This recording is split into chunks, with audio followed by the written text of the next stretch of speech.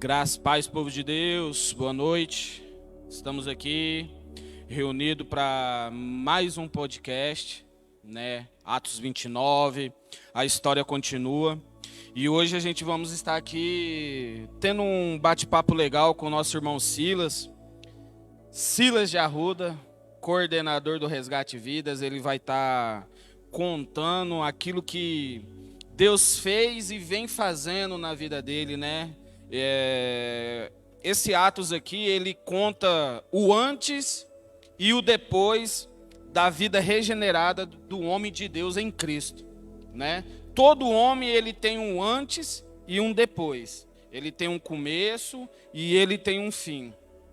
A Bíblia fala, né? A Bíblia fala bem assim: o importante não é o começo, mas é o fim de todas as coisas.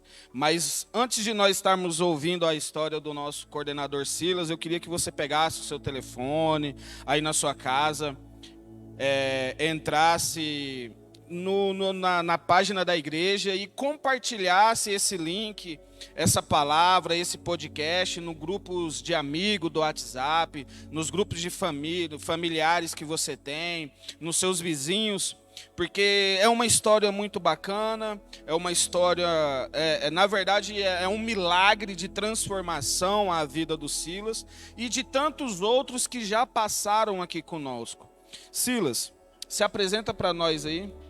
Boa noite, graças e paz. Para quem não me conhece, eu sou o Silas Alves Arruda. Hoje eu pertenço à família Batista Éden.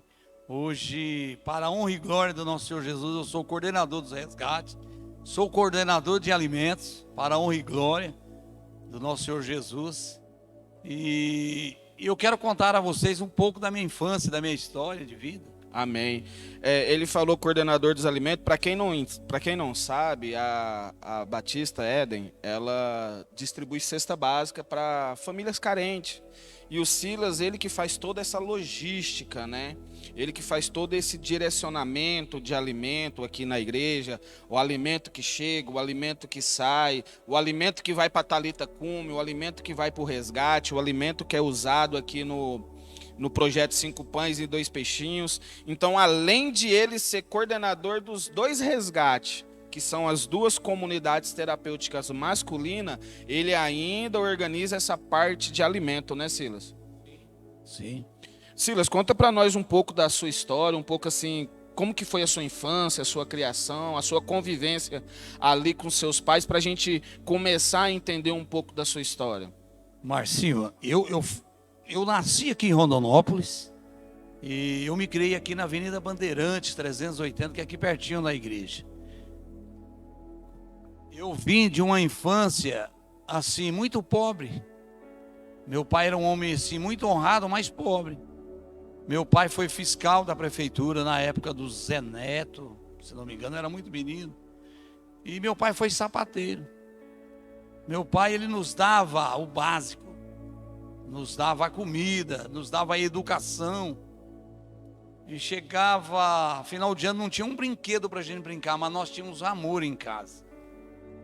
Meu pai era um homem assim muito rígido. Ele foi presbiteriano 25 anos. O nome do meu pai é Acácio Alves Arruda. Quem é morador antigo de Rondonópolis conhece. Sou filho de Rondonópolis, mas me criei longe daqui depois. E meu pai foi presbiteriano 25 anos, depois foi testemunha de Jeová. Meu pai, na minha infância, não deixava a gente brincar nem na rua, coisa que eu mais gostava de jogar uma bola na rua. Chovia, nós corríamos para brincar, e meu pai chegava, botava para dentro, não deixava, para que nós não nos misturássemos com meninos da rua para não virar malandro. Então ele me deu uma educação assim, cara, que para a minha vida foi fundamental. Mas como eu fui embora para Dourados aos 10 anos, fui ser criado pela primeira família do meu pai, uma família que tinha muito dinheiro. E ali eu fui criado com toda a poucas circunstâncias. E aquilo ali eu creio que me envaideceu. Você entendeu? Eu tinha de tudo. Aí eu comecei a conhecer a malandragem. Você saiu de uma realidade e foi para uma outra realidade, né? Você saiu de um extremo a outro, né? Porque como você está nos contando, você era uma pessoa carente aqui, né? Mas foi para um lugar onde você tinha de tudo. Isso mudou o que dentro de você, Silas? Foi algo assim que mexeu comigo muito violentamente, assim. Eu comecei a gostar de uma vida que eu não tinha. Isso aí você estava com quantos anos? Eu fui embora de Rondonópolis aos 10 anos. E tudo isso aconteceu na minha vida aos 16. Que eu comecei a fluir algo dentro de mim que não era normal, fora da realidade que meu pai tinha me passado, pela educação que ele me deu. E algo foi transformando dentro de mim. Eu fui querendo mais. E eu fui feliz nessa época em Dourados. Mas quando eu conheci a malandragem maior mesmo, foi quando eu me mudei para Rondonópolis depois, que eu já era pai de família, já tive altos relacionamentos. Eu tenho filhos em Tocantins, tenho uma menina que eu criei e tenho um filho que eu não sei nem o nome dele, porque eu tive atritos lá e eu tive que vir embora. Tive preso lá também na região de Tocantins. E se não me engano, puxei mais de 6 meses de cadeia. Aí quando eu voltei para Dourados, eu vim para Rondonópolis de novo. Foi aí que eu conheci a malandragem mesmo. Aí eu tive uma vida desregrada, uma vida longe de Deus, porque eu fui criado no Evangelho. Você foi criado num berço evangélico, Sim. sim. Nos padrões cristãos. Aí eu me desviei, porque eu não consegui caminhar no Evangelho sozinho, porque eu não tinha uma direção. Que meu pai, no entanto, meu pai já tinha falecido e já estava separado da minha mãe. E aquilo foi muito frustrante para mim, porque eu me senti culpado, porque eu fui acusado de ter separado os dois. Eles viveram 27 anos. E aos 18 anos, teve uma briga e eles se separaram. E eu caí no mundo. Eu achei que eu já era o machão, o dono de mim. Tudo tinha que ser do meu jeito. E não é bem por aí. Quando você cai na realidade, você se sente perdido diante um mundo tão grande, você é tão pequeno diante de tudo que está acontecendo. Um menino que veio lá de baixo, só tinha educação. E dinheiro mesmo meu pai nunca teve. Mas eu me senti perdido num mundo diferente que eu comecei a viver. Hoje eu estava trazendo meu filho na escola e a gente entrou nesse assunto. Porque hoje nós vivemos numa sociedade assim. Se a criança ela não sabe fazer, o pai ou a mãe ou quem é o cuidador ou o mentor daquela criança chama de burro, incompetente. E aí ele estava falando do irmão dele, porque meu irmão é isso, porque não sei o quê. Eu falei assim, deixa eu te falar uma coisa. Você sabe desmontar e montar o motor desse carro? Ele falou, não. Eu falei, então como eu posso chegar em você e te chamar de burro? Sendo que você não sabe. Sendo que ninguém te ensina. E o problema é, a gente queremos empurrar os nossos filhos, empurrar a nossa geração para um propósito que muitas das vezes eles não estão preparados para lidar. Eu vejo isso na minha vida. Eu também não tive alguém que foi o meu mentor. Eu não tive alguém para me direcionar no sexo, na relação, como ser um pai de família, como ser um trabalhador. Não tive. Eu não tive essa instrução. Eu tive que ir aprendendo com o dia a dia, com os erros e com os acertos. E eu observei que a sua vida também foi assim, né, Silas? Você não teve um mentor para te instruir naquilo que é certo, naquilo que é errado, naquilo que se pode e aquilo que não se pode. É exatamente isso, né? Sim, na época que eu mais precisava do meu pai, eu não tive. Meu pai foi um homem que me deu muito carinho, muito amor e era muito rígido. Muitos falam bem assim, eu fui para o mundo do crime, eu fui para o mundo da droga, porque a condição social era péssima. Mano, não tem nada a ver. É um caminho que a gente acaba seguindo que nos leva a isso. Eu, por exemplo, eu nunca usei droga. Mas de tudo que não prestava nessa vida, eu vivi. Tudo quando tinha uma malandragem, eu estava no meio. Era uma marreta disso, eu estava naquilo. Vender arma, eu sempre, na minha vida do passado, eu vendia muito. Até que chegou a época de vender droga, mano. Como que foi essa introdução sua? Porque Você saiu de um extremo ao outro, né? Foi para Dourados, teve uma vida de playboy na burguesia, tendo tudo aquilo que você queria, e de repente você volta para Rondonópolis e começa a se envolver com o crime. Você acha que esse relacionamento seu com a malandragem, existe aquela porcentagem da amizade? Sim, sim. Aí vem também em seguida uma vida que eu tinha, que eu passei a não ter mais. E é onde que eu vi a oportunidade de ter, porque você tem que sustentar uma coisa que você já não tem. Porque muitos falam bem assim, vender droga é muito fácil. Não é, mano. Ah, ganhar dinheiro fácil. Não é. Vender droga não é fácil. Mas se torna um círculo vicioso, gostoso. Aquela adrenalina Sim. que a pessoa sente, né? Eu não usei droga, mas a droga, ela me conquistava porque eu vendia, eu gostava. E na verdade, eu sempre fui um cara assim, que a minha família sempre foi pessoas que me ensinou a amar o próximo, a dividir aquilo que tinha, aquilo que não tinha com o próximo. E eu passei a gostar de vender droga, mas, cara, para mim mesmo eu não tirava nada. Eu não cheguei a usufruir de muita coisa daquilo que eu vendia, mas para ajudar as pessoas.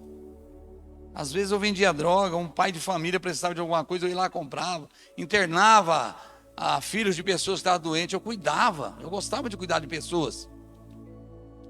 E foi criando aquele círculo vicioso gostoso de vender droga. Aí eu fui conhecendo a malandragem, lá de Gratim, que eu já ligava aqui, já conseguia levar para mim, aí eu vendia. Cara, era bom demais, eu tinha carro bom, eu tinha moto boa.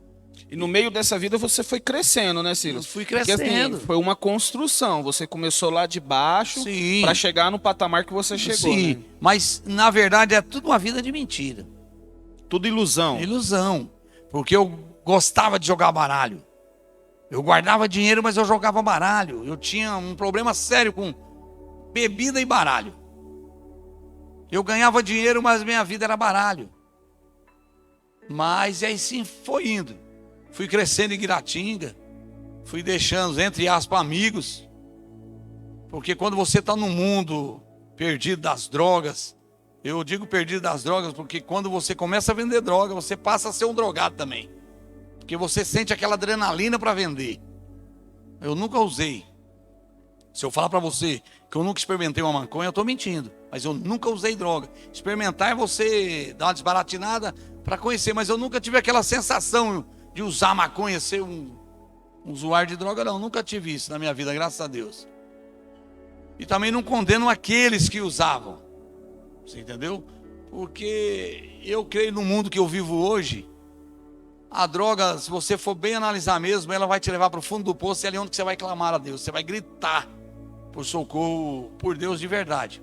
Continuando a minha história.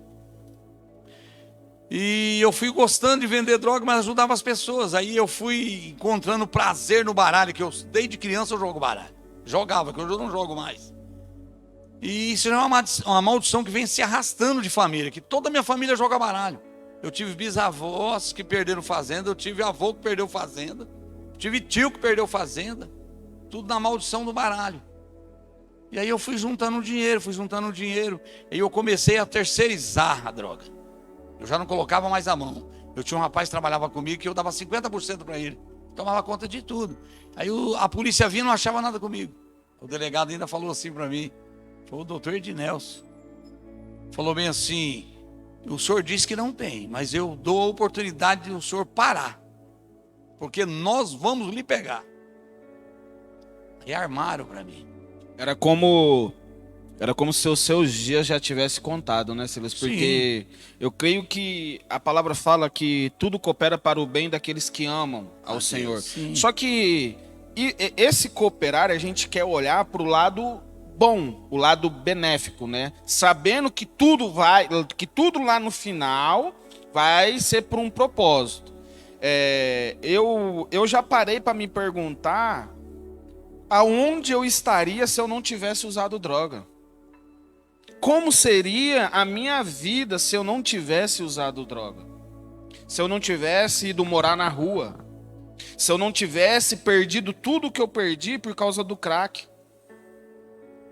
Eu acho que nem na presença de Deus eu estaria, porque é até difícil o que eu vou falar, mas Deus usou toda aquela circunstância da vida que eu levava para eu estar onde eu estou hoje, para eu estar no centro da vontade de Deus.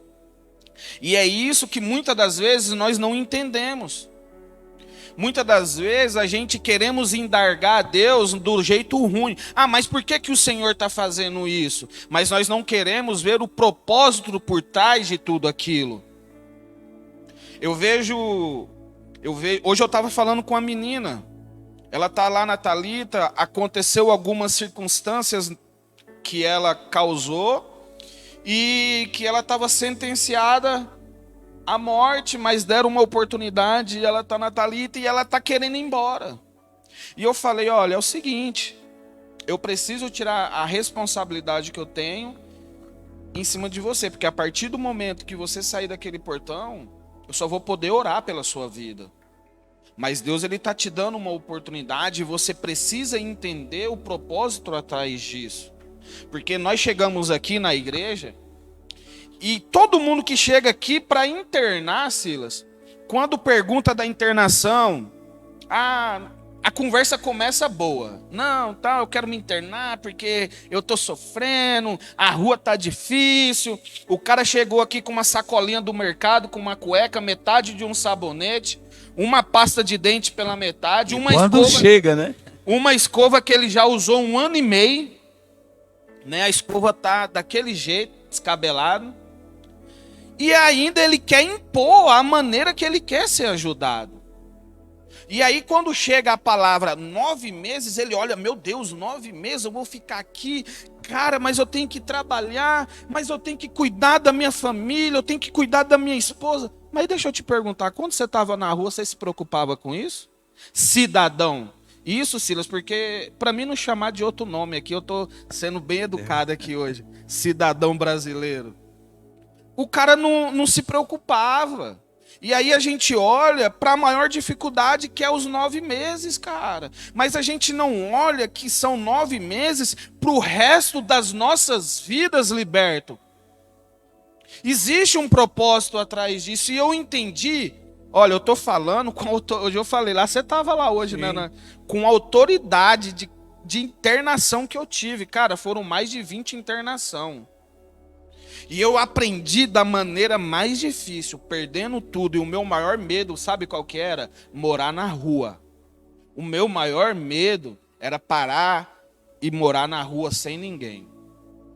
E quando eu encontrei nessa situação, eu tive que olhar pelo propósito que Deus tinha na minha vida com tudo isso. Porque a gente tenta de um jeito, a gente tenta de outro, a gente faz isso, faz aquilo, mas nada acontece. Mas quando a gente se posiciona para ouvir a voz de Deus e entender o propósito de Deus na nossa vida, a nossa vida começa a ser transformada. Esse mês, dia 21 de março, vão se fazer 6 anos que eu estou liberto. Que Deus, não que eu estou liberto da droga, mas por trás vem outras coisas, vem o caráter, vem a mentira, vem o engano, vem as falsas verdades que durante esses 14 anos de uso eu criei dentro de mim. É uma vida na qual eu preciso desconstruir. E assim foi na sua também. Você viveu numa vida totalmente desregada, naquela ilusão do filho pródigo. Sim. De sair da casa do pai para viver as suas vontades, fazer os seus deleites, fazer os seus prazeres, porque o mundo gira em torno do nosso umbigo.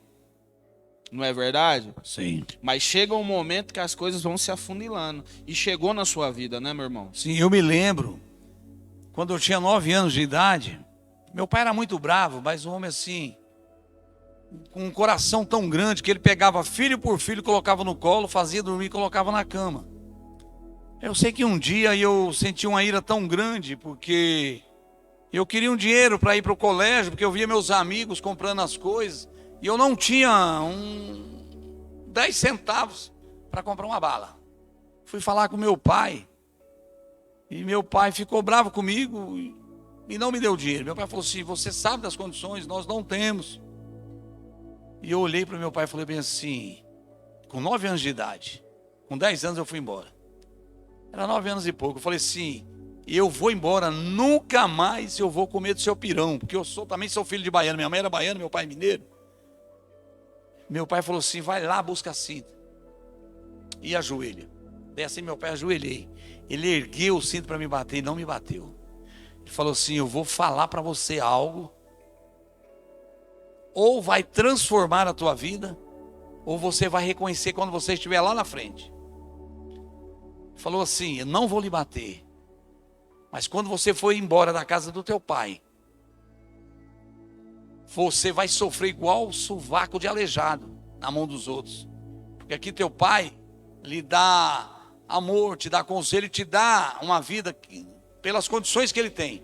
Mas não lhe falta a comida, não lhe falta o amor. Mas quando você estiver lá fora, você vai lembrar disso que eu estou te falando. Você vai sofrer igual o sovaco de aleijado.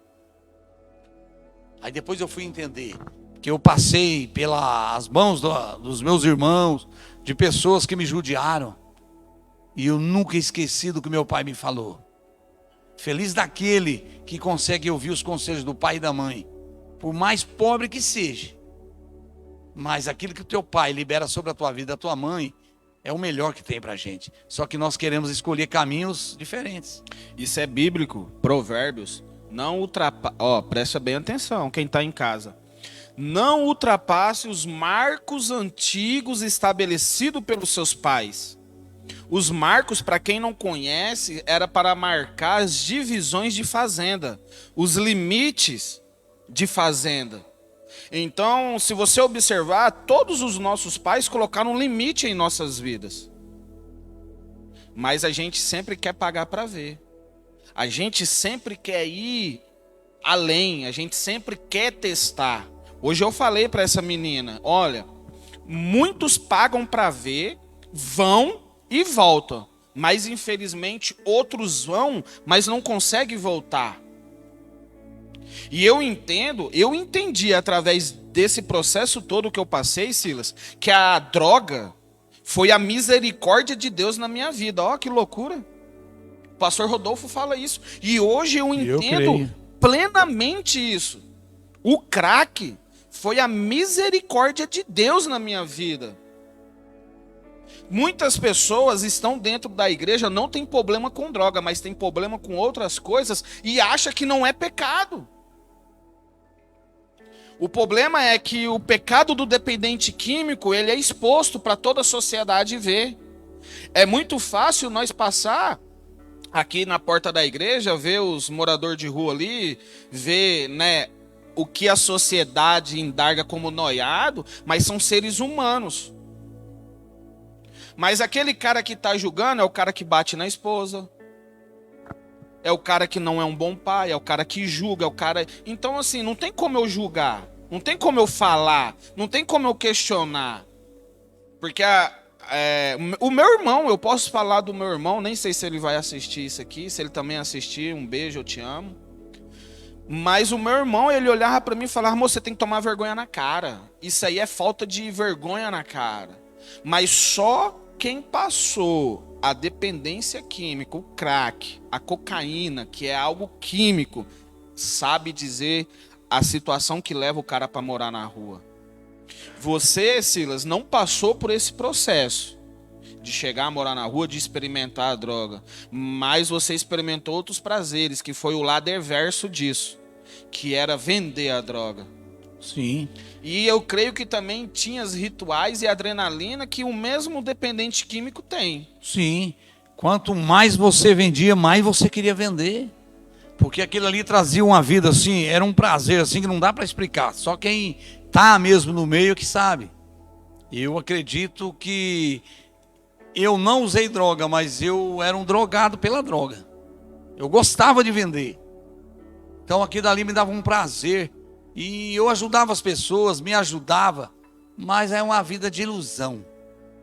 Porque eu tinha contendas, eu brigava, eu dava tiro nos outros, eu dava facada, mas eu nunca judiei de pessoas que usavam droga. Eu creio que Deus já tinha uma missão sobre a minha vida, só que eu interpretei de maneira errônea.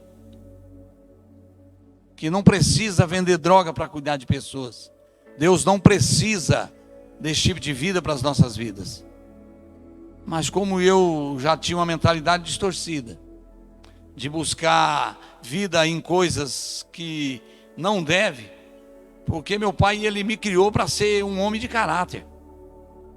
Eu fui um cara que eu mexi com ótica, eu mexi com farmácia, eu sempre fui um homem que mexi com lavoura, eu sou um homem que tem conhecimento agrícola. E eu tive várias decepções na vida. Se eu falar para você que essas decepções que eu tive me levaram a vender droga, eu estaria mentindo.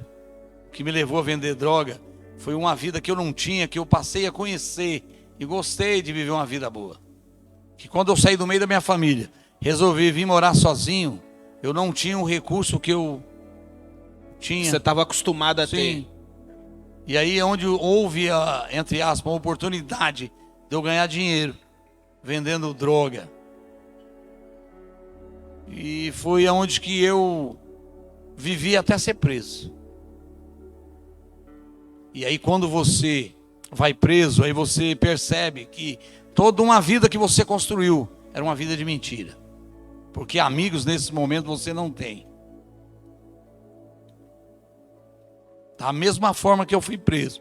Quando outros amigos meus foram presos, que eu já estava livre, nem lá eu fui para ajudar. Então é uma vida de engano. O cara está vendendo droga, está no meio, tem amigos, tem cachaça, tem aquilo outro, tem mulher. Mas é uma vida de engano, é uma mentira. Porque você não deixa nenhum amigo aqui fora para te ajudar. Eu, para dizer que não teve um amigo meu que mandou e foi me visitar uma vez, só foi um amigo lá de Guiratinga, que ele mandava umas bolachas para mim e me visitou uma vez. E a maior amiga da minha vida foi a minha esposa, que nós estamos até hoje. Ali foi uma guerreira, uma mulher que nunca me abandonou. E eu tenho 2 filhos com ela. A Carla é a mulher de Deus mesmo, sim. Hein? E a minha filha nasceu praticamente dentro da cadeia. A Carolzinha. Hoje tem 14 anos. Glória a Deus. E eu, graças a Deus que eu estou fora do mundo do crime, já vai para 14 anos. 14 anos, Silas. Para a honra e glória do nosso Senhor Jesus. Como que foi esse processo seu dentro da cadeia? Foram quantos anos? Você ficou preso quantos anos pelo tráfico de drogas? Olha, era para mim ficar 3 anos e 6 meses pela condena. Mas como eu fui ouvido por Guiratinga, aí a tramóia da advogada com essa filha do Alcidino Machado, que tinha filhos da polícia aqui, da P2, montaram para mim e me trouxeram para ser ouvido. Depois que eu fui ouvido da comarca de Guiratinga, me trouxeram para pública daqui e me levaram para ser ouvido na comarca de Rondonópolis, que é aqui. E eu fui visto pelo Humberto Mena Barreto, se não me engano o nome dele. Que o sobrinho dele tinha sofreu uma overdose e morreu. Então ele detestava traficantes. E me jogaram na mão dele. Foi aonde que aumentou a minha condena. Foi para 10 anos. Quando a lei hedionda, a lei é de 2/5. Foram 4 anos. E durante esses 4 anos, eu já estava, era 3 anos e 8 meses mais ou menos, eu já estava perdendo a esperança. E teve um preso de célula que falou, de cela que falou assim para mim, que nada, velho Guiratinga, que eu era chamado de, ele é conhecido como velho Guiratinga. Já tinha outro velho Guiratinga de muitos anos atrás, quando começou a Mata Grande, que eu não sou esse, eu sou o segundo velho Guiratinga. E ele falou que nada, velho Guiratinga, você não vai sair mais, você já está esquecido. E naquele dia eu senti algo gostoso da parte de Deus. Eu falei para ele assim, tudo que o homem pôde fazer por mim, ele já fez. Eu só espero em Deus, eu falei para ele. Só espero em Deus. E eu comecei a orar para Deus verdadeiramente assim. Porque eu lembrei do tempo que eu fui criado no Evangelho. E naquele meu sofrimento, aquele meu desespero, eu já não acreditava mais em homens. E eu comecei a orar para Deus. Eu falei, o dia que cantar meu alvará, eu vou cair de joelho agradecendo a Deus. E chegou na hora da tranca, e o carcereiro falou bem assim, Silas Alves Arruda, não tem nem moral. Ele chamou umas 3 vezes. Na 4ª vez ele falou, você não quer sair não? Quer ficar aí que caiu a ficha. Aí eu corri para a bigorna, esqueci de agradecer a Deus. Aí o cara lá atrás falou bem assim: uai, você não ia agradecer a Deus? Nessa hora que eu caí de joelho, agradecendo a Deus, minha mulher caiu lá também. Porque a minha mulher sempre foi uma mulher assim, temente a Deus. Nós vivíamos numa vida de crime, mas nós sempre somos tementes a Deus. Vivíamos em lados diferentes. Hoje nós vivemos uma vida que Deus tem para nós verdadeiramente. E eu caí de joelho. Isso foi num domingo, num feriado. Eu saí por uma petição que eu fiz à mão, porque nos presídios, não sei quem já puxou cadeia sabe o que eu estou falando. Quando você já está com a pena vencida e as pessoas não vêm atrás de você para fazer uma contagem de pena, você pode, você mesmo, fazer a sua contagem de pena e pedir para a pessoa levar até um juiz. E nesse dia que eu fiz, chegou tipo um auditor para chegar lá para perguntar para as pessoas que já estavam de pena vencida. E eu fiz esse pedido para um juiz de Cuiabá. Só que na verdade quem fez foi Deus sobre a minha vida. Porque me soltar num domingo, num feriado, um juiz que estava de plantão em Cuiabá, isso é muito forte sobre a minha vida. Foi aí que eu resolvi transformar a minha vida em uma vida diferente. Porque quando eu saí da cadeia, me ofereceram 2 quilos aqui. Me ofereceram 1 quilo em Guiratinga. Falei, meus irmãos... Isso para você voltar para o mundo do crime. Voltar a traficar novamente. Sim. Eu olhei para a cara de cada um, falei, eu agradeço. Porque quando eu precisava de vocês, era lá dentro. Mas hoje, eu vou viver aquilo que Deus tem para a minha vida. Você enxergou a sua liberdade como uma segunda oportunidade? Foi uma segunda oportunidade justamente que Deus me deu dentro da cadeia. Glória a Deus. E eu vou contar para você uma coisa mais funda aqui. Quando o primeiro contato que eu tive com Deus, verdadeiramente na cadeia, foi quando eu ainda estava no convívio, que era aqui na Pública, que já estava dando bonde na Pública, que hoje é das mulheres. Naquela época era a mulher numa ala e os homens na outra.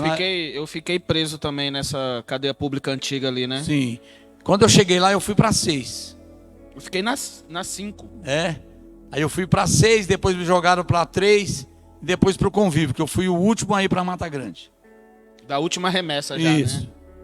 E aí, quando iam os pastores, e primeiro sábado ia o padre, depois iam os pastores, eu assistia culto de todo mundo. Aí tinha um tal de mexicano, que tem um mexicano maior aí, mas esse outro era um 71 mesmo. E ele começou a se envolver com roubo de carga, e era ameaçado de morte, estava já ameaçado de morte. E a mulher abandonou ele, o povo dele lá, da criminalidade, abandonou ele. E ele entrou em desespero, ele conversava comigo. Aí um dia eu dormindo, Deus falou comigo. Foi a primeira vez que Deus falou sobre a minha vida.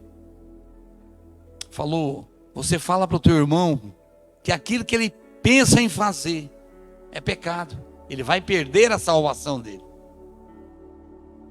Mas seu dia, será que falou comigo? Na época eu não conhecia sobre o Espírito Santo. Hoje eu vivo o que o Espírito Santo tem para mim, que ele habita dentro de mim. Antes eu não tinha esse conhecimento, eu não tinha um acompanhamento espiritual. E aquilo me incomodava tanto que eu cheguei nele e falei. E eu encostei no muro assim, de frente para a bigorna. E eu falei para ele. Não passou 5 minutos, chegou o pastor. O pastor falou, eu vim aqui hoje para dar uma palavra para vocês. Mas eu vim aqui para falar para um filho de Deus que ele não cometa aquilo que ele está pensando em cometer, que é suicídio. Que ele vai perder a salvação. Ele caiu de joelho. É forte, hein? Ele caiu de joelho e falou assim, esse meu irmão do lado já deu recado de Deus para a minha vida. Eu falo nisso, eu até me emociono. Eu tô vendo que você tá até emocionado. Porque foi o primeiro contato que eu tive com Deus na minha vida dentro da cadeia, porque eu já não tinha mais esperança de sair, porque advogado promete, um mês que vem você sai, segundo mês você sai, e assim foi passando. Foi passando até eu chegar na Mata Grande. Chegar ao ponto de eu falar o que o homem fez por mim, ele já fez, agora é só Deus. E quando eu clamei a Deus de verdade, foi onde que eu tive a liberdade. E eu fiz um compromisso com Deus, que eu não viveria mais essa vida. A minha mulher era tão guerreira que se eu falasse para a minha mulher queria continuar vendendo droga aqui fora. Porque eu acabei com tudo que eu tinha. Muitos não vão acreditar no que eu vou falar, mas eu tinha 380 mil espalhados na mão dos outros. 380 mil e 32 centavos. O que advogado comeu, o quanto advogado comeu, que os camaradas que estavam com o meu dinheiro me passou a perna, me deixou falando na cadeia. E eu fiquei na lona. Esse foi o dinheiro que você ajuntou. Sim.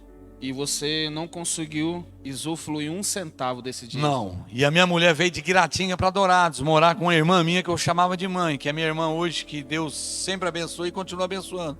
Que ela tem 84 anos. A minha mulher veio para morar com ela. A minha mulher vendia cremosinho, isso eu não falei para ninguém. A minha mulher vendia cremosinho. Fazia faxina para minha família, para me manter dentro da cadeia. Meu Deus. Porque o único dinheiro que eu tinha, minha mulher foi vendendo as coisas e me entregou o dinheiro. E eu comecei a vender droga dentro da cadeia. Mas eu nunca mandei um dinheiro para minha família desse dinheiro que eu vendi. Você vê o tanto que era amaldiçoado. Que eu cheguei a comprar 8 jegas para dar para o povo do rastejo. Até dentro da cadeia eu cuidava dos meus irmãos. Para quem não sabe, jega é cama. Cama, lá fala jega. É. São umas camas de cimento, uma em cima da outra. E eu não usufruía daquele dinheiro. E as pessoas que usavam droga lá dentro ficavam me devendo. E eu não tinha coragem de cobrar. Até que eu cheguei no fundo do poço, eu não tinha mais um cruzeiro. Eu não queria nem que a minha mulher me desse um dinheiro, porque eu já me sentia envergonhado diante da minha mulher, que eu não tinha dinheiro para dar para ela. Quando eu fiquei sabendo que ela vendia cremosinho e fazia faxina, e desse dia em diante que eu fiquei sabendo, eu falei, meu bem, Deus é contigo, Deus é comigo. Que quando eu sair de lá, você não vai trabalhar mais nem um dia de faxineira, você não vai vender mais cremosinho. Eu lembro como se fosse hoje.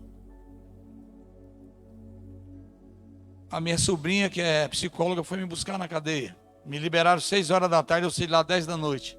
Até fazer todos os trâmites para me liberar. Eu pedi para ela um dinheiro para comprar um cigarro, uma carteira de cigarro. Ela não tinha para me dar, não sei porquê, mas ela não tinha. Mas ela falou, tio, eu tenho 10 cigarros aqui da minha carteira, eu vou te dar os 10 cigarros.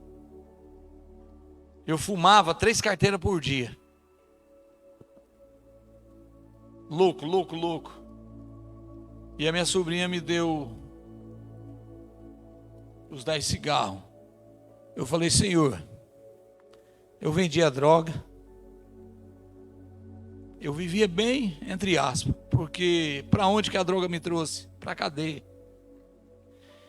O momento mais humilhante da minha vida, você puxar esse tanto tempo de cadeia, você sair, você não tem o dinheiro para comprar uma carteira de cigarro.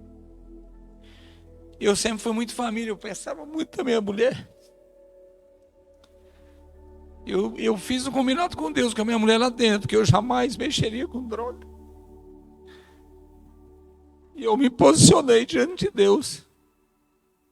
A minha sobrinha, que é advogada, a doutora Ádila, que eu amo de coração, foi a mulher que me ajudou. Ela falou, tio, e a minha vontade era de comprar um rancho para casa. O rancho, para quem não sabe, na cadeia é um jumbo. São mantimentos. E eu não quis pedir para minha sobrinha. Eu falei, me ajuda no serviço. Ela falou, tio, eu comprei uma gráfica ali, tem um paredão para você pintar. E esse paredão custava uma fortuna para pintar, mas como eu precisava, eu falei para ela, eu faço por R$300. E ela me deu 380. Foi que é onde eu comprei a primeira compra para minha casa. Eu me senti um homem útil. Depois que eu saí da cadeia. E a minha sobrinha falou, tio, o que você quer fazer da vida? Só que Deus tinha me dado uma direção. Que eu ia vender espetinho. E essa minha irmã que eu chamo de mãe, que é a Zulei, que tem 85 anos. Ela falou assim, você vai vender espetinho lá onde que era, que até fechou, que ali perto da Câmara ali, que derrubaram tudo. Que hoje só tem um terreno vazio. Eu falei, não, minha irmã. Falei mãe nessa época. Falei, Deus já me deu uma direção. Deus quer que eu monte um carrinho de espetinho no regional. Lá no hospital regional. E eu nem conhecia onde que era. Mas Deus tinha me dado a visão. Aí essa minha sobrinha falou: tio, o que você quer que eu te ajude para que você recomece sua vida? Eu falei: eu preciso de um carrinho de espetinho. Ela pediu para a irmã dela, que é psicóloga, e lá na Reletron, na época, ela financiou um carrinho que hoje seria R$ 4.500. Ela parcelou no cartão dela para que eu pagasse. Eu sei que tinha parcela de, vamos supor, de R$ 450. Tinha dia que eu vendia R$ 16. O dia que eu vendia muito era R$ 30. Eu falei: Senhor, o Senhor não me tirou da cadeia para me voltar para o lugar que eu estava antes. Eu não quero essa vida para mim. Aí Deus me deu a direção de pintar casa, porque a minha vida toda eu pintei casa quando eu tive pelo mundo lá em Dourados, que eu abandonei a família, que eu não falei, eu vivi um tempo longe, eu vivi na rua. Teve um amigo meu que me deu guarida, ele dividiu uma cama de solteiro comigo. O nome dele é Vanilton. Vanilton, um abraço, um beijo para você, para a tua família. Eu sei que você vai estar me vendo aí e você sabe que isso que eu estou falando é verdade. E ele me ajudava, ele dividia uma marmita comigo. Meu Deus. E aí, voltando ao assunto, e ela me deu esse carrinho. Aí eu, quando eu vendia muito, era R$ 30. Aí eu falei para Deus: eu não quero voltar para aquela vida mais. E Deus me deu a direção de eu pintar a casa. Aí a minha sobrinha arrumou um homem que estava morando nas kitnetas dela, que tinha uma casa para ele mudar, um engenheiro. Uma casa de 11 peças. Eu comecei na sexta, quando foi domingo, 10 horas da noite. Até minha mulher ajudou a recortar os rodapés. Eu pintei por dentro e por fora. Eram R$ 750, porque eu precisava do dinheiro. E ele viajou. Eu vim receber depois de 20 dias. Aí Deus me deu a direção de eu montar suco junto com os espetinhos. Já mudei para calçado regional, para não demorar muito. Eu passei para o outro lado. Eu já montei uma barraca. E nesse ponto eu fiquei 10 anos. E montei um restaurante. Estava indo bem. Aí veio a pandemia, tirou tudo. Eu estava ganhando dinheiro.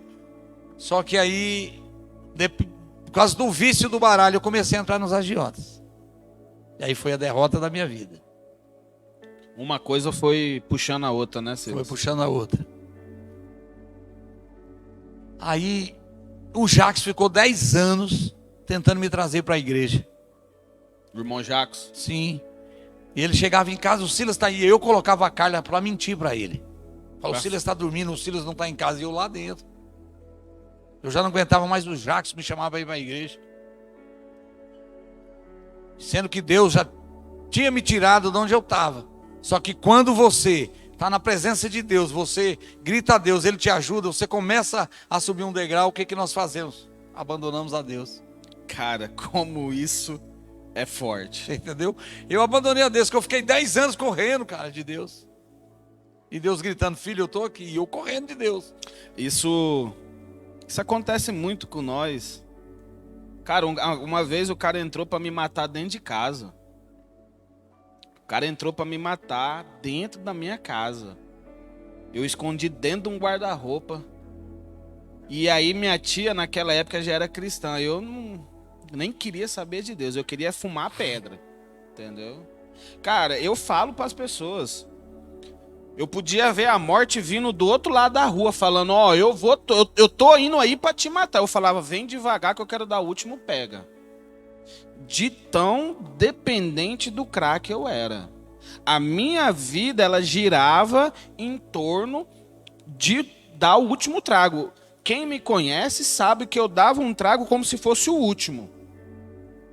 De verdade. E aí eu tava dentro do guarda-roupa. Eu lembrei da minha tia falando de Deus para mim. Eu falei: rapaz, eu vou pedir aqui. Eu falei: Deus, se você me der mais uma oportunidade, eu abandono tudo e vou para os seus caminhos. Moço, o cara paralisou. Diante de Deus eu tô contando isso aqui, ó. O cara paralisou na frente do guarda-roupa, não abriu. Ele mexeu no maleiro, ele olhou debaixo da cama, mas ele não olhou o guarda-roupa. e saiu. Pergunta se eu fui servir a Deus? Eu fiquei, foi pior, moço. Fui preso, falei lá dentro da cadeia, Deus, se o Senhor me tirar daqui, eu vou servir os seus caminhos, eu vou me converter. Deus me tirou numa sexta-feira, 10 horas da noite, condenado por assalto, formação de quadrilha e porte ilegal de arma. Entendeu? Deus me tirou com uma semana, na sexta-feira, 10 horas da noite. Minha tia estava orando ali em cima do monte, essa mesma tia, e Deus falou para ela, ó, eu estou libertando aquele por quem você está orando. E estava eu saindo da cadeia. Pergunta se eu me converti, não quis saber de Deus, e nós somos assim.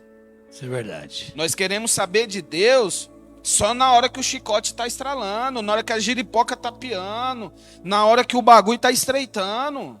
Mas na hora que nós estamos na bonança, que é o momento de nós agradecermos Ele, nós viramos as costas, olhamos para dentro de nós e falamos, olha o que eu conquistei, olha o que eu fiz, olha aonde eu cheguei. Mas aí a gente não olha que foi Deus que teve misericórdia para a gente estar onde a gente está hoje. Aí, Marcinho, Deus me ajudava em tudo. Eu fui sempre ingratinho. Abrindo portas. Sim, eu fui ingratinho, eu vendi minha casa, paguei as dívidas. E sobrou, eu comprei uma motoestrada. Aí Deus tocou no meu coração que eu precisava de um carro, porque eu carregava a Carolzinha em cima do tanque da moto, mano. E um amigo meu lá de Tesouro, o Gileno, motorista da ambulância, falou, Silas, você ama a tua filha? Eu falei, amo. Você está querendo matar ela em cima desse tanque, compra um carro para você. Eu falei, meu Deus, aí Deus me deu a direção. De dar a moto numa garagem e pegar um carro. Mas e aí, como que eu fazia? Saído da cadeia. Aí eu fui na garagem. Falei pro cara que eu queria comprar uma Paraty quadrada. O cara falou, eu pego sua moto e parcelo para você na duplicata. E eu falei, isso não é de Deus. Falei com a minha sobrinha, falou, é de Deus. Falei com o Jacques, falou assim, você está querendo mais o que? É de Deus. Deus está abrindo as portas para você. Quem é que vende um carro na duplicata para alguém? O Cicinho da garagem ali da Goiânia fez isso. Não devo nenhum cruzeiro para ele nesse carro. Aí nós tivemos a compra de outro carro. Teve um entrevero entre nós dois. Não que eu devesse o carro, mas porque ele me vendeu um Corsa. Aí deu uma zebra danada lá e ele deu outro carro pro cara, porque eu vendi para outro cara. O cara até me ameaçou de morte. Como eu já estava posicionado naquilo que Deus tinha para mim, que eu já acreditava verdadeiramente em Deus, eu falei, eu não quero voltar para Mata Grande. O cara até me ameaçou. E eu falei, não, eu não vou viver essa vida mais. Aí o Cicinho falou, não, vou dar um voyage para ele, você tem que me dar 3 mil. Eu falei, Cicinho, eu não devo isso. Mas eu dei uma geladeira, um pouco de dinheiro, ele comeu no meu restaurante e ficou por isso mesmo. Se você estiver magoado comigo, Cicinho, que você me perdoe. Mas diante de Deus, você sabe que nós estamos quites. Amém. Amém? E aí, Deus foi me dando as coisas. Eu já montei o restaurante, mas eu correndo de vir para perto de Deus, para a igreja, que o Jacques ficou 10 anos. Até onde que Deus... Aí eu só fazia festa, e Deus mandando dinheiro, eu fazendo festa. Aí eu montei o restaurante, já estava mais responsável. Comecei mais a ouvir a voz de Deus. Aí eu montei o restaurante um dia, eu levantei atribulado, muito nervoso com as dívidas. Eu devia 18 agiota. Você devia 18 agiota. Meu Deus. Aí o Jacques chegou lá no restaurante cedo, eu estava bravo de madrugada, porque eu tinha lanchonete e restaurante. O Jacques veio falar para mim de Deus, eu fiquei irado. Falei, essa vida, me desculpa a expressão que eu vou usar aqui agora. Essa vida é uma desgraça, uma porcaria. Eu vou matar todo mundo aqui de casa, eu vou dar um tiro na minha cabeça. Meu Deus. E o Jacques orou para mim. E foi embora, saiu vazado. E aquela oração que o Jacques fez para mim foi a transformação da minha vida diante de Deus. Aí o Jacques falou assim, eu vou levar um amigo meu que eu conheci na igreja do pastor Rodolfo. Falei, vai trazer um cara aqui que vem falar da palavra de Deus para mim. Eu já fiquei meio assim. E me levou o tio Elias. Pai, pensa num velho brabo, hein? Que foi o divisor de água para a minha vida diante de Deus. O cara começou a me ajudar a pagar os agiotas, rapaz. E falava para mim assim: você não mexa mais com agiota. E eu, teimoso, insisti lá e pegava dinheiro. Eu penhorei minha picape. O tio Elias foi lá, deu dinheiro, eu tirei. Aí eu já não penhorei mais. O tio Elias chegar, for somar tudo que o tio Elias me deu naquela época, me deu mais de 12 mil para me ajudar. Mas aí eu, com aquela soberba, com aquela arrogância, Deus mandou a pandemia e me tirou tudo. Eu mentia para o tio Elias.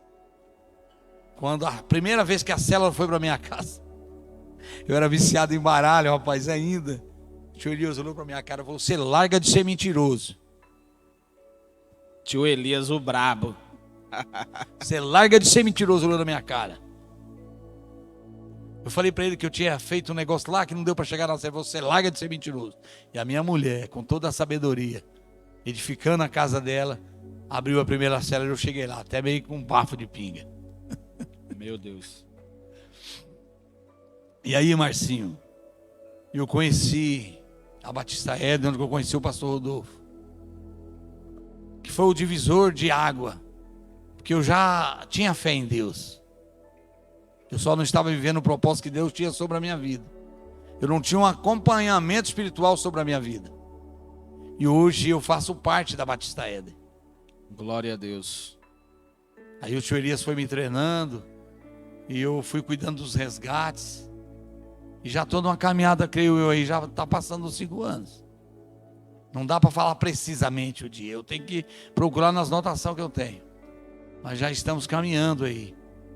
E foi a transformação da minha vida. Foi Deus que colocou o Jacques para trazer o Elias, para me aproximar de Deus verdadeiramente.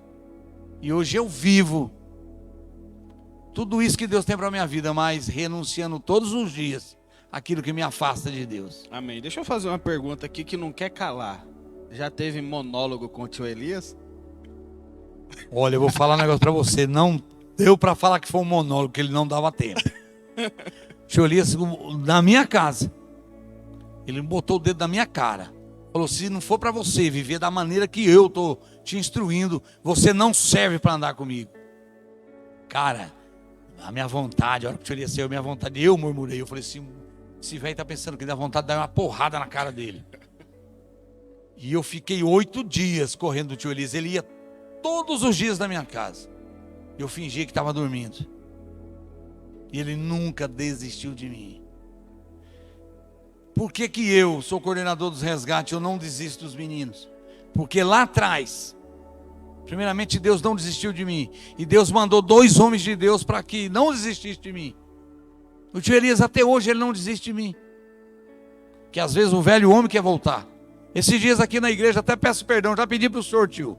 Mas eu vou pedir aqui, na frente de todo mundo que está me ouvindo, que está me vendo, me perdoe, que aquele dia eu fui intransigente. O senhor me deu um puxão de orelha, o senhor falou que ia fazer um monólogo comigo. Eu falei que eu era homem de 2 palavras, mas eu nem disse para ele. Larguei ele sozinho e fui embora. Porque eu, para me posicionar diante de Deus, se eu ficar sendo confrontado, eu volto a ser o velho homem. E esse velho homem, quando eu saí da cadeia, eu determinei não ser mais, eu não quero ser mais. Amém. Amém? Isso se chama posicionamento. E para você entender, esse é o processo. Tudo que você viveu, Silas, foi para que você chegasse aonde você chegou. Não que eu vou te falar assim que você é uma pessoa santa demais, mas é onde o Senhor vem transformando todos os dias. Eu vejo isso todos os dias. Eu falo para minha esposa, eu vejo o Silas servindo com excelência. Às vezes os meninos não têm essa gratidão. Eu falo para as meninas lá, eu não espero nem gratidão de vocês. Mas que daqui 10 anos eu possa ver você na sua casa, na sua família, casada, com um homem de Deus, trabalhando com dignidade, esse é o maior fruto de gratidão que eu posso ter. E eu vejo isso em você também, Ciro. É isso. Porque tudo que você faz para aqueles meninos, você faz com excelência, servindo. Eu vejo você tirar do seu bolso, muitas das vezes, para abastecer um carro, para abastecer uma moto. eu vejo você como um exemplo muito grande aqui dentro, irmão Silas. Com todo esse processo, com toda essa história, eu vejo você como um grande homem de Deus. Deixa eu tocar num assunto, obrigado pelas palavras. Mas tudo isso que você pensa das meninas, que você fala das meninas, é isso que eu vivo com os meninos. Se no meio de 10, 2 se converter para Deus, já tem valido a pena. Que eu sei que os outros que não se converteram vão voltar de novo. E nós estaremos ali diante de Deus, fazendo o mesmo processo. Porque lá atrás ninguém desistiu de mim. Eu penso exatamente. A gente sempre vamos estar ali amando, servindo, porque nós somos a porta da graça. Oh, Deus. Nós é a porta da graça para esses que estão caídos. Como um dia eu também estive caído e passei pelo todo o processo. Eu vejo, não vou falar nome, mas semana passada o irmão chegou em mim. Hoje o Márcio tá andando de carro, tá andando com uma roupa. Cara, mas a pessoa ela não olha para a história. Olhar para o Silas aqui hoje é muito fácil. Mas viver o que você viveu, a história que você passou, tudo aquilo que você foi provado, eu quero ver. Marcinho, se você me permitir, eu quero falar algo da minha vida.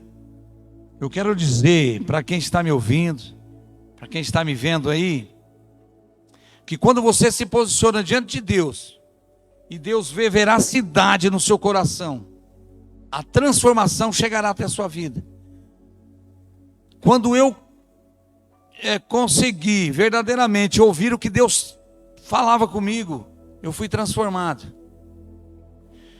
Mesmo eu estando na Batista Éden, sendo lapidado pelo tio Elias, pelo pastor Rodolfo, pelo dia a dia, eu ainda tinha algo dentro de mim que eu maltratava a minha família. Eu comecei a ser o santão. Na frente dos irmãos eu fazia uma coisa, e na minha casa, se você não está bem em casa, você não está bem em lugar nenhum. Exatamente. E aí, irmão Marcinho? E eu era muito bruto. Aí a profeta Gorete, num movimento de oração que nós tivemos ali na prefeitura de Rondonópolis, eu já cheguei meio atrasado, mas fui, porque quando Deus tem algo para a tua vida, você não adianta correr, você vai ter que chegar lá. Eu fiquei, vou e não vou, e atrasado cheguei. Eu vi a profeta Gorete, ficou lá embaixo, terminou rapidão, teve a oração, ela subiu com maior dificuldade das escadas, peguei na mão dela, falou, eu vim aqui. Olhando ele me olhando, falou para mim assim, para dizer para você, orar e vigiar, que o diabo quer destruir vocês dois. Meu Deus. E eu não orei, eu não vigiei. E eu levantei dali 2 dias, numa madrugada. Porque eu tinha que fazer um serviço, para primeiro carregar umas portas para o tio Elias, depois ir para o resgate, que eu tinha levar os mantimentos, porque na época era pochorel também. E a minha mulher levantou sonolento com aquele todo o amor dela, pegou a calça que eu tirei, falou, meu bem, vista essa calça aqui que ela ainda está limpa. Cara, eu fiquei bravo, eu xinguei, eu murmurei, falei que ia matar todo mundo dentro de casa. Falei tudo que não devia para minha mulher e para meus filhos. Carol se levantou, o Vinícius se levantou, eles olharam para mim, Carla balançou a cabeça. E a Carla foi trabalhar. E eu fui para o resgate, fiz as correrias. A coisa que mais me doeu, eu cheguei em casa, ver meus filhos pegando um Uber. Falei, o que está acontecendo? Nós vamos para a titia. Nós não vamos mais ficar com você. Meu Deus. Aquilo dali, eu liguei para minha mulher, que diz que quando a mulher sabe, edifica a sua casa. Ela falou bem assim, eu não te quero mais. Eu falei, meu bem, nós temos que ir lá para o tio Elias, nós temos que conversar. Falou, não, nós vamos lá para conversar. E chegou lá na conversa, ela não queria saber de mim. Mas como ela é uma mulher muito temente a Deus, ela falou, não, eu vou ficar dentro de casa, vamos tentar. Mas eu não quero me aproximar de você. Aí eu vim aqui para o pastor Rodolfo e falou, filho, para um homem da sua idade eu sei que é difícil, mas é preciso você se arrepender, olhar dentro dos olhos da sua mulher e pedir perdão para ela, confessar para ela que você errou. Então olhada para o pastor Rodolfo assim, falei, tá bom, e fui.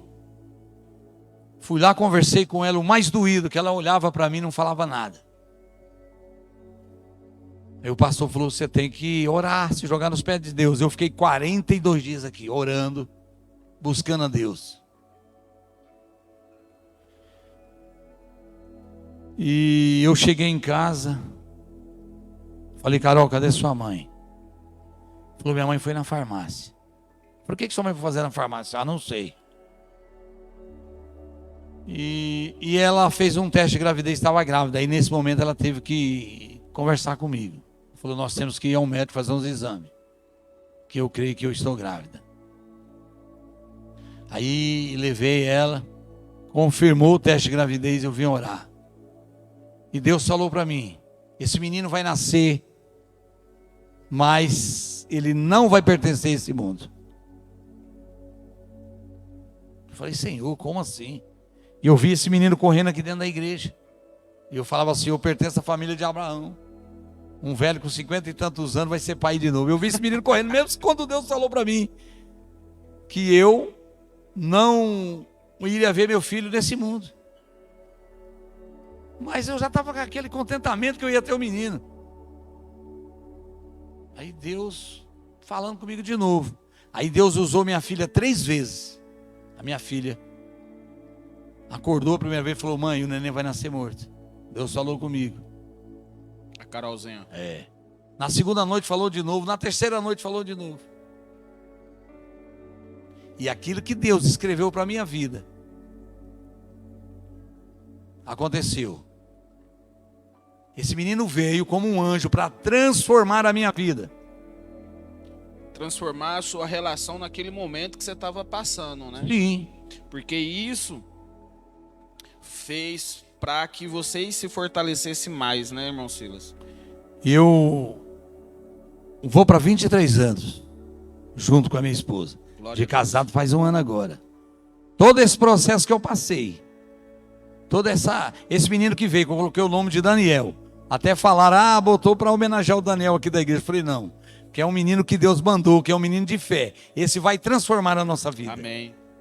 E foi a transformação da minha vida. Eu consegui casar. Transformei a minha vida, edifiquei minha vida na rocha que é Jesus. E hoje nós vivemos. A minha filha, hoje é convertida em Cristo. Minha filha está batizada. Minha filha hoje está fazendo estudo. Está fazendo a escola é o chamado. Hoje está estudando inglês aqui na igreja. Está fazendo aula de violão. Isso que eu falo.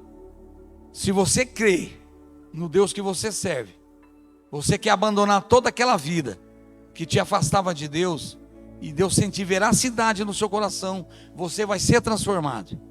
E eu fui transformado. Não sou eu, como a minha casa foi Glória transformada. a Deus. Para a honra e glória do nosso Senhor Jesus. Amém? Irmão Silas, para nós encerrar, você de traficante a coordenador de uma casa de recuperação, como você vê essa mudança? Porque há uns anos você vendia droga e era até julgado por destruir a sociedade. E hoje você é coordenador de uma comunidade terapêutica aonde lidar com dependente químico, com usuários. Como que é isso dentro de você hoje? Marcinho, eu vou resumir bem rápido. Eu creio que tudo isso que aconteceu na minha vida, eu estar do outro lado de lá, já era um propósito de Deus sobre a minha vida. Amém, eu creio. Você entendeu? Que eu passei por todo esse processo. Se você perguntar para mim hoje, se eu sou feliz com a vida que eu estou hoje, se eu tiver a oportunidade agora, com 1 milhão na minha conta, para que eu virasse novamente um traficante, eu falo para você que eu serei doido novamente por Jesus. Eu vou dispensar o dinheiro e hoje eu vivo essa vida do lado de cá. Porque antes eu usava droga, eu usava assim, vendia droga. Porque quem vende droga é um usuário também, porque o vício de vender é muito grande. E eu vendia mais para sustentar a vida que eu queria levar e ajudar as pessoas. Olha como que Deus fez. Eu me sinto como Paulo e Silas. Foi para a cadeia, eu passei por uma moega, Eu fui moído, mas a boa cana só dá o bom caldo depois que o bagaço já não tem mais jeito, está todo moído. Mas quando você tem um Deus que leva você para um propósito, que você tem que passar pela moega, a restauração vem em seguida. Foi isso que aconteceu para a minha vida. Eu vivi uma vida de sacrifício por algo que eu escolhi para a minha vida, porque eu achava que dinheiro era tudo. E hoje eu vivo uma vida em Cristo, que eu creio que para mim foi o melhor de todos esses anos que eu vivi vendendo droga, quase 5 anos vendendo droga. E tudo aquilo que eu perdi lá atrás não significa nada com o que eu tenho hoje. Eu não estou falando financeiramente, estou falando espiritualmente, que tudo o que eu preciso, a provisão vem de Deus sobre a minha vida. Se Deus falar para mim que eu tenho que viver com 100 reais, eu tenho certeza que isso já está multiplicado sobre a minha vida. Porque hoje a minha mulher trabalha, eu vivo na obra, eu não posso dizer que eu vivo da obra, eu vivo na obra, porque aquilo que Deus manda o pastor ofertar sobre a minha vida é suficiente para que eu possa, junto à minha esposa, manter a minha casa. Glória a Deus. Você viu como que é ilusão nós procurarmos algo lá fora do contexto que Deus tem para a nossa vida? Eu não sei se eu respondi a tua pergunta. Não, exatamente, Tá bom? porque há uns anos atrás eu assisti um documentário. Uns repórter britânico, eles vieram no Brasil e mostraram as duas realidades na favela do Rio de Janeiro. Eles mostraram a vida de um traficante e mostraram a vida dos policiais que iam naquela favela fazer operação. E no meio desse documentário ele mostrou alguns pastores também que resgatavam ali as pessoas que estavam sentenciadas à morte. E eles fizeram uma entrevista com um traficante e perguntaram para ele como que era a vida dele. Ele falou: cara, que vida? Eu não tenho vida.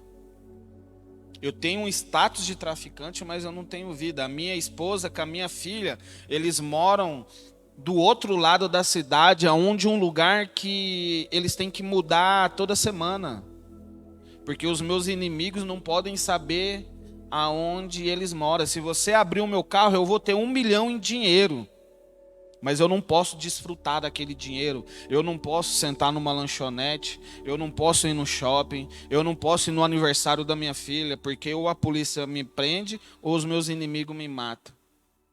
E eu não posso sair da onde eu tô. Então,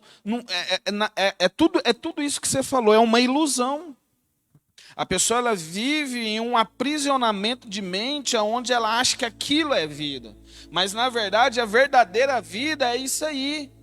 É você ter contentamento naquilo que o Senhor te chamou para fazer. É você ter gratidão naquilo que o Senhor tem te dado todos os dias. Cara, quantas vezes eu estava internado numa casa de recuperação, eu reclamava da comida que era me dada. E muitas das vezes, quando eu estava na rua, eu não tinha nada o que comer. E ficava, meu Deus, nossa, como eu estou com fome. Quantas vezes, cara, eu não tenho vergonha de falar o que eu vou falar. Quantas vezes eu já comi resto de lanche das lanchonetes, que os garçons conheciam nós, e guardava, e no final da noite, meia-noite, 1h da manhã, a gente passava e pegava aquele resto de lanche que o povo não conseguia comer, e nós ia para debaixo da ponte para comer. E a gente está num lugar, a gente tem uma cama, tem um colchão, tem um banho, tem comida, e mesmo assim nós reclamamos. Porque o homem nunca está saciado, ele sempre quer mais. Esse é o problema da nossa sociedade, a ambição em sempre querer mais e nunca se contentar com aquilo que já tem. E hoje eu vejo você, Silas, com tudo que você falou, você é um cara contente, você tem gratidão no seu coração por aquilo que o Senhor tem te proporcionado. E como isso me alegra. E eu vivo dessa forma mesmo, Marcinho. Eu não me preocupo mais. Você sabe o que eu tinha medo de verdade? Que meu pai, ele sempre nos criou assim, que o homem, quando ele constrói uma família, ele tem que cuidar dela. Eu tinha uma preocupação muito grande, eu tinha medo da minha família passar fome, cara. E hoje eu não tenho mais esse medo. Para você ver, eu não tenho mais aquela vida que eu vivia de lanchonete, restaurante. Eu era um cara que eu trabalhava lá, eu poderia botar um combustível no carro, eu não precisava da doação de alguém para abastecer. Hoje Deus, Ele me dá tudo. Se eu preciso de uma gasolina, se eu orar, ela surge. E se eu ligar para alguém pedindo uma gasolina, Ele oferta. Então, o que eu preciso mais do que isso? Só servir a Deus e adorar e agradecer o que Deus me tirou do lamaçal. Deus me tirou do lamaçal e hoje Deus me colocou num rio de águas cristalinas, de água limpa para a minha vida. Hoje eu vivo diante de Deus numa vida que eu buscava do lado de lá, mas diferente. Só que eu precisava era cuidar de pessoas estando do lado de Deus. Amém. Amém?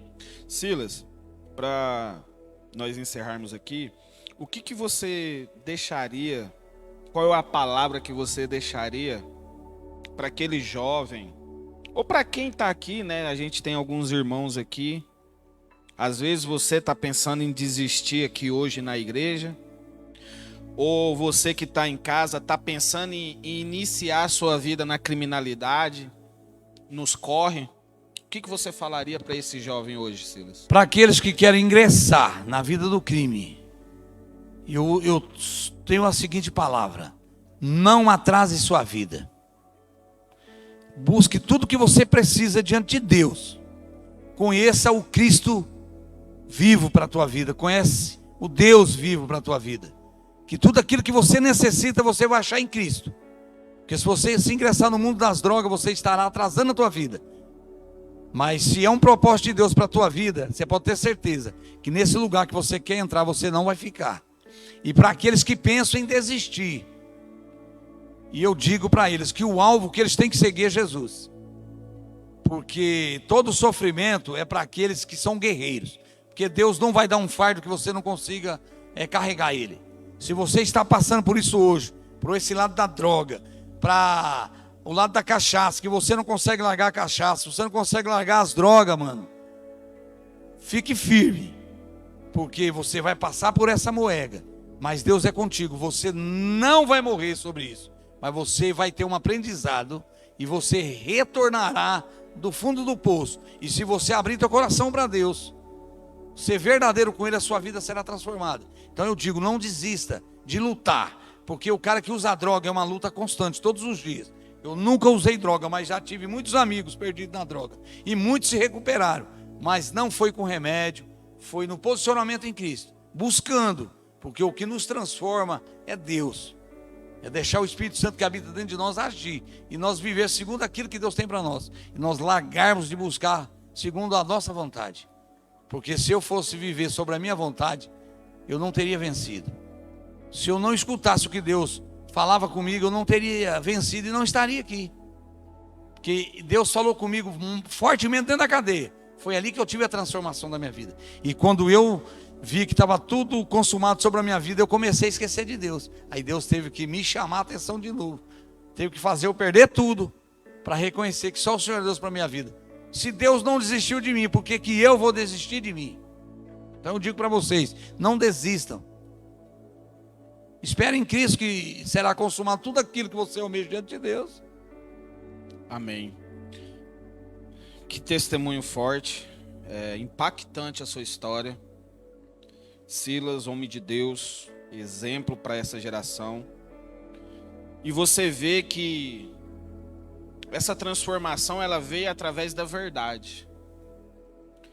Em determinados momentos da vida dele, ele teve que ser confrontado com a verdade para que essa transformação ocorresse. A Bíblia fala: conhecereis a verdade e a verdade vos libertará. E é um processo em conhecer e prosseguir em conhecer. Às vezes nós confundimos isso, às vezes a gente queremos que esse processo aconteça da noite para o dia, e não é assim. Esse processo ele demora. A gente viu a história do Silas, como ele teve que ser provado para ser aprovado. Assim é na minha vida, assim é na sua vida. Então, que esse evangelho na qual a gente falamos aqui hoje, na qual a gente testemunhamos, ele possa transformar a sua vida. Ele possa ser uma palavra de renovo, uma palavra de confronto para aquilo que você está vivendo. Eu não sei o que você tem passado, eu não sei o que você tem pensado, mas uma coisa é, ainda há esperança para a árvore cortada. Queria agradecer a vida do irmão Silas, do coordenador Silas, por testemunhar aquilo que o Senhor fez e vem fazendo na vida dele. Quero agradecer ao pastor Rodolfo, a pastora Josiana, que tem nos confiado. Toda a primeira terça-feira do mês a gente está fazendo esse podcast, Atos 29, a história continua. Quero agradecer você aí de casa por ter nos acompanhado e quero relembrar, compartilhe essa palavra. Se Deus tem falado, se Deus falou com você através da vida do irmão Silas, compartilhe, porque eu creio que Deus vai usar essa palavra para falar com outras vidas através de você. Seja um canal de bênção na vida da sua família, no grupo dos seus amigos. Amém? E fique na paz do Senhor até o próximo Atos 29, a história continua.